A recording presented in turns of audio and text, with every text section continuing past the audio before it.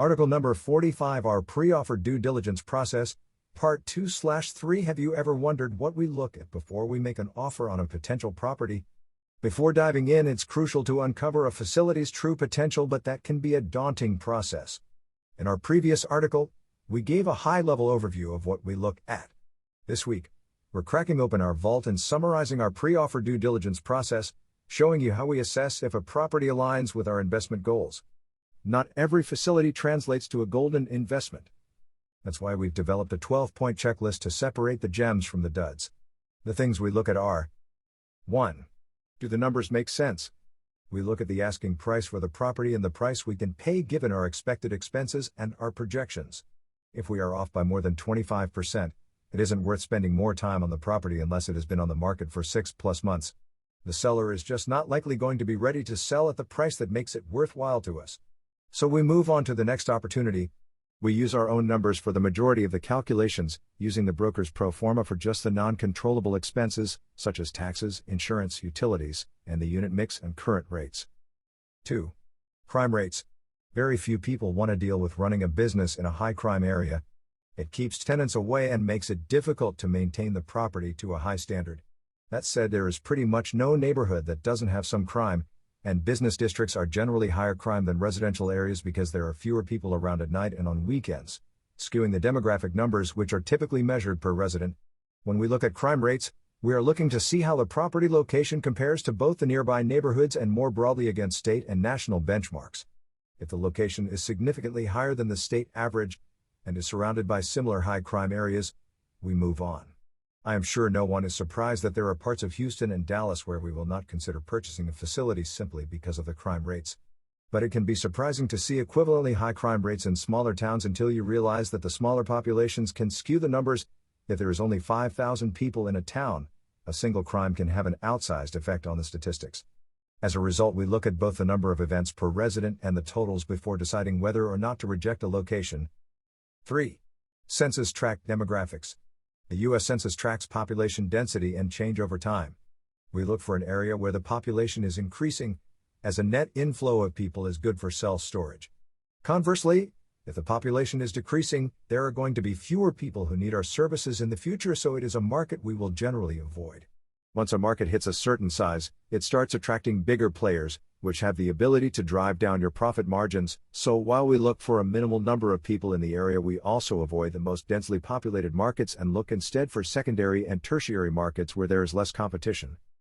4. Local employers and economy. We want an area that has a robust economy and overall job growth. Jobs bring people into a location and allow them to afford luxuries, which leads to increased needs for storage. While some locations are primarily driven by a single industry, such as tourism, we want to see a balance with no single employer completely dominating the jobs in an area. Ideally, there would be at least 3 economic drivers for a city, for example tourism, manufacturing, construction, healthcare, government, retail, energy, and more than one business associated with each driver. That isn't always the case for smaller markets, but we do not want to invest in a location with a single company providing the major economic driver, as there is just too much risk if something happens to that company. 5. Storage density and competition. Storage density is calculated as the number of square feet available per person in the 1, 3, and 5 mile area around the facility, or within a 15-minute drive in a rural area. Since storage is primarily driven by local needs, this is a primary factor for determining the demand for the facility, which in turn determines how profitable the facility will be. Different locations around the country have different standards for how much space is commonly needed. In locations like Texas, where people tend to not have basements and have a lot of larger toys, think RVs, 4x4s, boats, tools, etc., the need for storage is higher than in areas where those larger purchases are less common. Thus, markets with 15 square feet available per resident are common and can still reflect reasonable demand, while in other locations that would indicate the market is oversaturated. To truly understand demand, we look at the current density, any new facilities that are being built, and the overall availability of the existing facilities. If we determine that demand is low in an area and unlikely to change, for example, because of new development occurring, we will pass. 6. Property boundaries. We always look at the property boundaries listed by the county and see if they match up to how the buildings, roads, and fencing is set up on the facility. While we wait to get the formal survey done until we are under contract, It is worth getting an idea for whether or not there is space available to expand the facility. There may be encroachments on your neighbor's yard, or there may be other issues, such as drainage or security, related to the layout of the property. While we're not looking to do immediate development, having the opportunity to expand the facility in the future is a definite positive. 7. Flood zone. We do not want to be in, or even next to, a flood zone.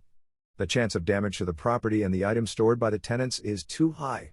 And the cost of flood insurance has skyrocketed in the past few years, making insurance in these areas a major expense and negatively impacting profit. 8. Zoning. Many cities are getting stricter about where they allow storage units to be located. While there can be an opportunity to have the property rezoned, you are taking a risk if you purchase a property that is not zoned for its current usage.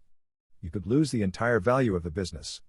While brokers may try to convince you that it is not a big deal, it can certainly become a major headache, and so you want to be aware of the process beforehand. This will also help you determine if, for example, you can put up billboards or cell phone towers on the property to generate additional income. We look to purchase facilities that are properly zoned, or make our offers contingent on the rezoning of the property occurring before closing. 9. Google reviews for the facility. Almost every business has Google, Yelp reviews these days. Doing a web search on the facility allows us to understand how customers are viewing the current facility operations. This can identify areas for us to improve, such as security concerns or pest problems, as well as what the facility is currently doing well and is valued by the customers, such as lighting or 24-hour access. A poorly managed facility that isn't taking care of the basics can be easily improved by bringing in professionals to operate it. 10. Current website functionality. Looking at the current functionality of the website gives us insight into whether or not there is opportunity to improve the operations. If the website doesn't contain much information and you have to call or show up to reserve a unit, then there is the opportunity to improve overall occupancy by increasing the functionality on the website, allowing rentals directly from the website, creating an owner portal, etc. On the other hand, if the website is already fully optimized yet the vacancy rate is still high, that could reflect a lower than expected demand for the facility. 11. Google Maps. While the images are usually a little dated and can be 5+ years old in some locations, this gives you a great look at what the neighborhood is actually like, who the neighbors are, and what is going on near the location. It is also important to consider how easily people can get into the facility, so we look at the entrance and likely traffic flow. Ideally, the facility will be near home so it is convenient for people to use. Finally, pictures can give an indication of how much work will be involved in fixing, maintaining the facility. Along with the broker's pictures, you get a feel for whether or not the facility has been maintained well, if the roofs are likely to need to be replaced, etc. This online check doesn't eliminate the need to visit the facility in person, but it does make it so that the site visit can occur once you have agreed on terms with the seller instead of having to do it beforehand. 12. Traffic counts. Surprisingly, a lot of the storage business still comes from drive-by traffic, which means the visibility of the facility from the road is very important. So we check the traffic counts on the frontage roads around the facility to see exactly how much traffic it gets. In addition to traffic adjacent to the facility, it is worth looking to see if the facility is near major interchanges or freeways, since proximity to where people are can make a difference as well. The easiest to evaluate is whether or not the cash flow is going to be sufficient to make a reasonable return for our investors. Once we convert the broker's projections into our spreadsheet, most deals fall short there. As a result, we reject many deals within about 15 minutes of starting the process. For the small number of deals where the numbers can make sense, we then go into the other factors. Doing a paper evaluation on a property using these criteria can take a few hours. Only when the deal meets our criteria do we move forward with an offer, using a price and terms that makes the numbers work for us. If the offer is accepted, then the heavy lift of due diligence begins since we move from this initial, high-level evaluation into the details of the deal, including site visits, professional inspections, and detailed analysis of the financials. If you have any questions or comment about this post, please email them to me at blog@mbcray.com.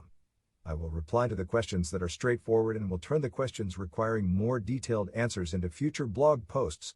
This article is my opinion only, it is not legal, tax, or financial advice. Always do your own research and due diligence. Always consult your lawyer for legal advice, CPA for tax advice, and financial advisor for financial advice.